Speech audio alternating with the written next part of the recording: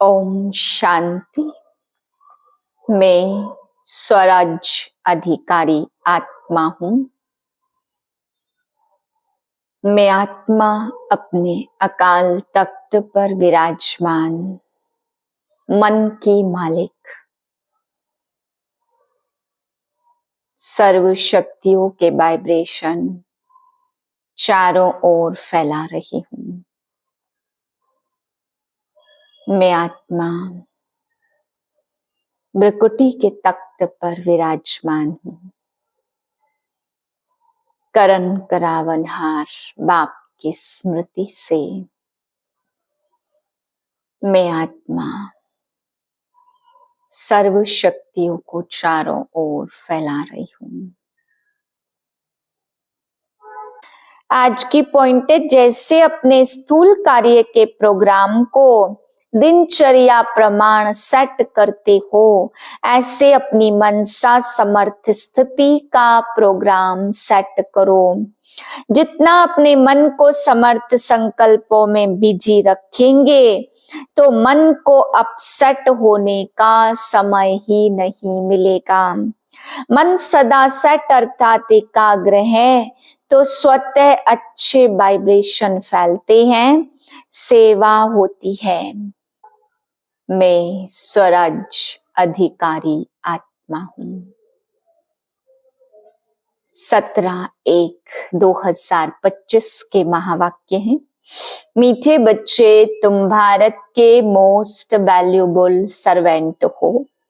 तुम्हें अपने तन मन धन से श्रीमत पर इसे राम राज्य बनाना है। प्रश्न है, सच्ची अलौकिक सेवा कौन सी है जो अभी तुम बच्चे करते हो? उत्तर है, तुम बच्चे गुप्त रीति से श्रीमत पर पावन भूमि सुख धाम की स्थापना कर रहे हो। यही भारत की सच्ची अलौकिक सेवा है। तुम बेहद बाप की श्रीमत पर सबको रावण की जेल से छुड़ा रहे हो। इसके लिए तुम पावन बनकर दूसरों को पावन बनाते हो। गीत है, नयनहीन को राह दिखाओ प्रभु। ओम शांति। हे प्रभु, ईश्वर परमात्मा कहने और पिता अक्षर कहने में कितना फर्क है? हे ईश्वर, हे प्रभु कहने से कितना रिगार्ड रहता है, और फिर उनको पिता कहते हैं तो पिता अक्षर बहुत साधारण है। पिताएं तो ढेर के ढेर हैं। प्रार्थना में भी कहते हे प्रभु, हे ईश्वर। बाबा क्यों नहीं कहते? है तो परम पिता ना, परंतु बाबा अक्षर जैसे दब जाता है, परमात्मा अक्षर ऊंचा हो जाता। बुलाते हैं, हे प्रभु नयनहीन को राह बताओ। आत्माएं कहती है, बाबा हमको मुक्ति जीवन मुक्ति की राह बताओ। प्रभु अक्षर कितना बड़ा है और पिता अक्षर हल्का है। यहाँ तुम जानते हो, बाप आकर समझाते हैं। लौकिक रीति से तो पिताएं बहुत हैं, बुलाते भी हैं, तुम मात पिता हम बालक तेरे।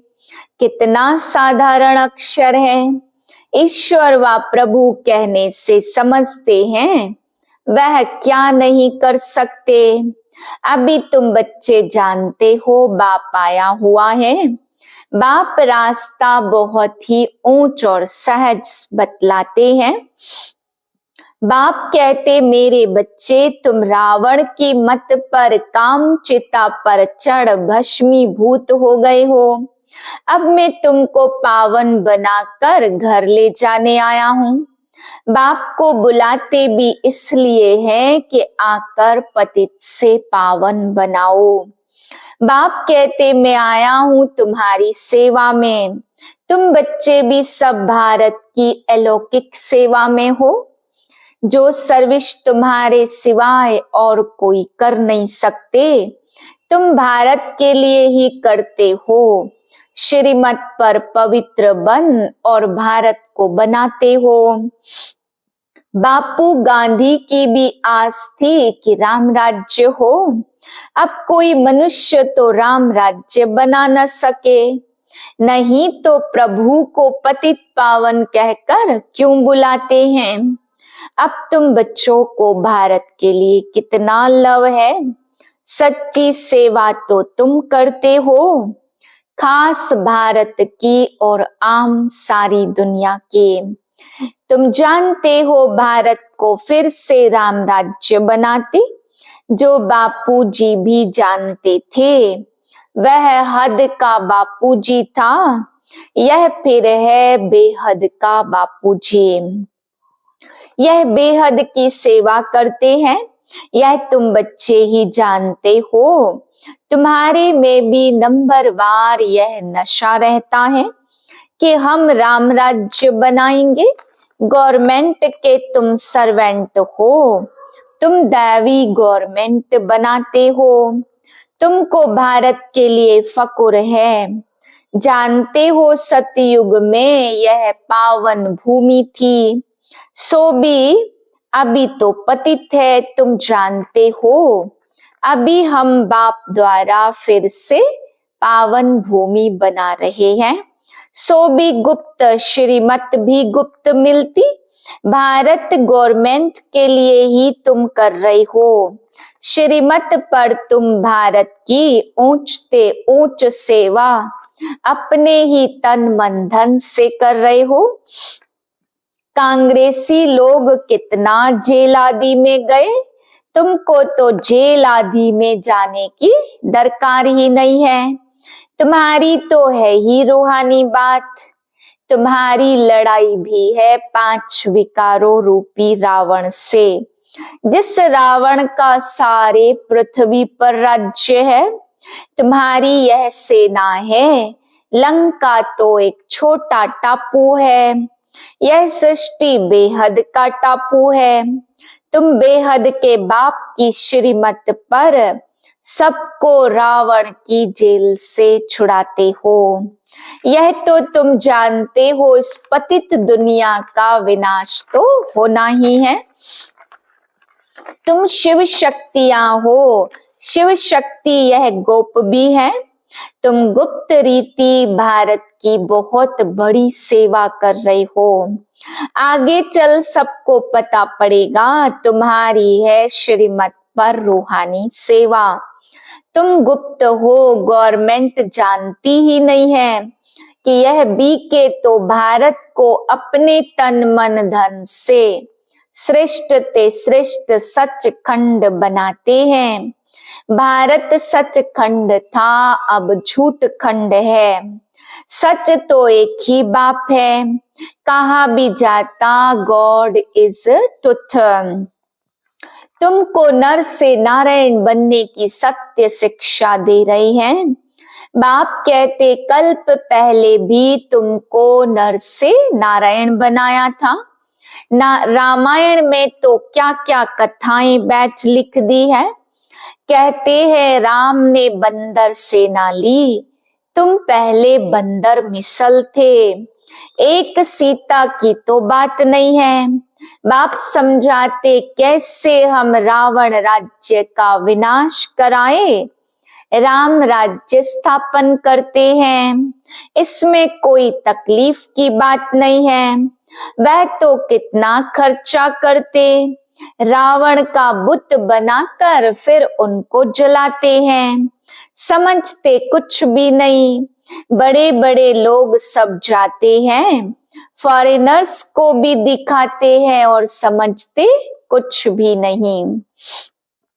अभी बाप समझाते तुम बच्चों को दिल में उमंग है कि हम भारत की सच्ची रूहानी सेवा कर रहे हैं। बाकी सारी दुनिया रावण की मत पर है और तुम हो राम की श्रीमत पर।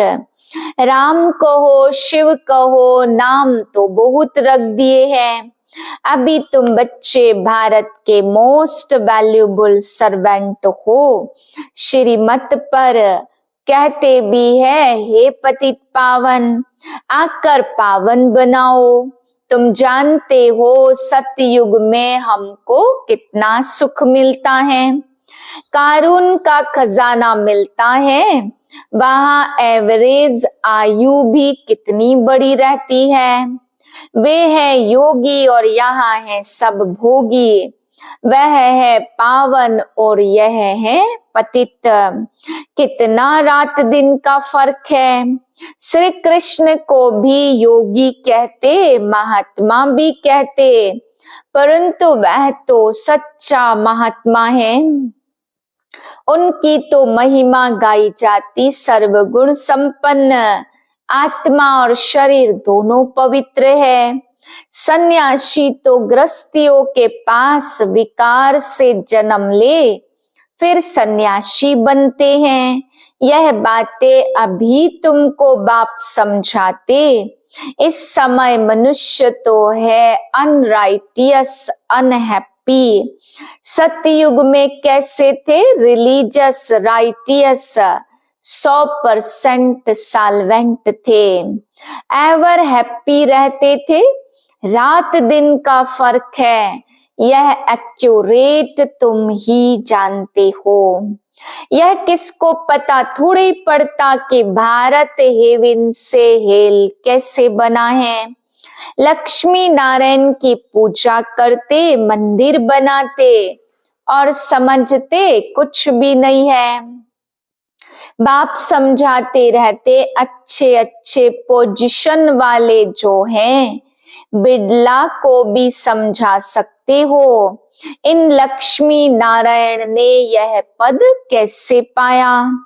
क्या किया जो इन्हों के मंदिर बनाए हैं? बिगर ऑक्यूपेशन जाने पूजा करना भी तो पत्थर पूजा, गुड़ियों की पूजा हो गई। और धर्म वाले तो जानते हैं क्राइस्ट फलाने समय पर आया, फिर आएगा। तो तुम बच्चों को कितना रूहानी गुप्त फकुर होना चाहिए, रूह को खुशी होनी चाहिए। आधा कल्प देह अभिमानी बने हो, अब बाप कहते अशरीरी बनो, अपने को आत्मा समझो। हमारी आत्मा बाप से सुन रही है और सत्संगों में कभी ऐसा नहीं समझेंगे। यह रूहानी बाप रूहों को बैठ समझाते, रूह ही सब कुछ सुनती है ना। आत्मा कहती है मैं प्राइम मिनिस्टर हूँ, मैं फलाना हूँ। आत्मा ने शरीर द्वारा कहा मैं प्राइम मिनिस्टर हूँ। अभी तुम कहते हो हम आत्मा पुरुषार्थ कर स्वर्ग का देवी देवता बन रहे हैं। अहम आत्मा मम शरीर, आत्म अभिमानी बनने में बड़ी मेहनत लगती है। घड़ी घड़ी अपने को आत्मा समझ बाप को याद करो तो विकर्म विनाश हो जाएंगे। तुम मोस्ट ओबीडियंट सर्वेंट हो, कर्तव्य करते हो गुप्त रीति से, तो नशा भी गुप्त चाहिए। हम गवर्नमेंट के रूहानी सर्वेंट हैं, भारत को स्वर्ग बनाते हैं। बापूजी भी चाहता था नई दुनिया, नया भारत, नई दिल्ली हो। अभी नई दुनिया तो है नहीं, यह पुरानी दिल्ली कब्रिस्तान बननी है, फिर परिस्तान बनेगा। अभी इसको परिस्तान थोड़ी कहेंगे। नई दुनिया में परिस्तान तो नई दिल्ली तुम बना रहे हो। यह बड़ी समझने की बातें हैं, यह बातें भूलनी नहीं चाहिए। भारत को फिर से सुखधाम बनाना कितना ऊंच कार्य है। ड्रामा प्लान अनुसार सृष्टि पुरानी होनी ही है। दुख धाम है ना, तो दुख हरता सुख करता एक बाप को ही कहा जाता है। तुम जानते हो बाप 5000 वर्ष बाद आकर दुखी भारत को सुखी बनाते हैं। सुख भी देते, शांति भी देते। मनुष्य कहते भी है मन की शांति कैसे मिले। अब शांति तो शांति धाम स्वीट होम में ही होती है। इसको कहा जाता शांति धाम, जहां आवाज नहीं, गम नहीं, सूर्य चांद नहीं। अभी तुम बच्चों को यह सारा ज्ञान है। बाप भी आकर ओबीडियंट सर्वेंट बना है ना, लेकिन बाप को तो बिल्कुल जानते ही नहीं है। सबको महात्मा कह देते हैं तो कुछ नहीं है, प्योरिटी का ही मान है। देवताएं पवित्र है तब तो उनके आगे माथा टेकते हैं। पवित्र को पावन और अपवित्र को पतित कहा जाता। यह है सारे विश्व का बेहद का बापूजी। ऐसे तो मेयर को भी कहेंगे सिटी फादर। वहां थोड़ी ऐसी बातें होंगी, वहां तो कायदे से राज्य चलता है। बुलाते भी हैं, हे पतित पावन आओ। अब बाप कहते पवित्र बनो तो कहते हैं यह कैसे होगा। फिर बच्चे कैसे पैदा होंगे, सृष्टि कैसे वृद्धि को पाएगी। उनको यह पता नहीं कि लक्ष्मी नारायण संपूर्ण निर्विकारी थे। तुम बच्चों को कितना अपोजिशन सहन करना पड़ता। ड्रामा में जो कल्प पहले हुआ था वह रिपीट होता है। ऐसे नहीं कि ड्रामा पर रुक जाना है, ड्रामा में होगा तो मिलेगा। स्कूल में ऐसे बैठे रहने से कोई पास हो जाएंगे क्या? हर एक चीज के लिए मनुष्य का पुरुषार्थ तो चलता है। पुरुषार्थ बिगर तो पानी भी मिल न सके। सेकंड बाय सेकंड जो पुरुषार्थ चलता वह प्रारब्ध के लिए। यह बेहद का पुरुषार्थ करना है बेहद के सुख के लिए। अभी है ब्रह्मा की रात, सो ब्राह्मणों की रात, फिर ब्रह्मा का दिन होगा। शास्त्रों में भी पढ़ते थे परंतु समझते तो कुछ भी नहीं थे। यह बाबा खुद बैठकर रामायण भागवत आदि सुनाते थे, पंडित बन बैठते थे। अभी समझते हैं वह तो है भक्ति मार्ग। भक्ति अलग है, ज्ञान अलग है। बाप तुमको कहते कामचिता पर सब काले बन पड़े हैं। बाप अभी कांटे से फूल बना रहे हैं, उनको कहते ही हैं गार्डन ऑफ फ्लावर्स। कराची में पहरे पर एक पठान रहता था, वह भी ध्यान में चला जाता था। कहता था हम बहिश्त में गया, खुदा ने हमको फूल दिया। उनको बड़ा मजा आता था। वंडर है ना, वह तो 7 वंडर्स कहते। वास्तव में वंडर ऑफ वर्ड तो स्वर्ग है। यह किसको भी पता नहीं है। तुम्हें कितना फर्स्ट क्लास ज्ञान मिला है, तुमको कितनी खुशी होनी चाहिए। कितना हाईएस्ट बाप दादा रहते, कितना सिंपल है। बाप की ही महिमा गाई जाती, वह निराकार निरहंकारी है। बाप को तो आकर सेवा करनी है ना। बाप हमेशा बच्चों की सेवा कर, उनको धन दौलत देकर खुद वानप्रस्थ अवस्था ले लेते।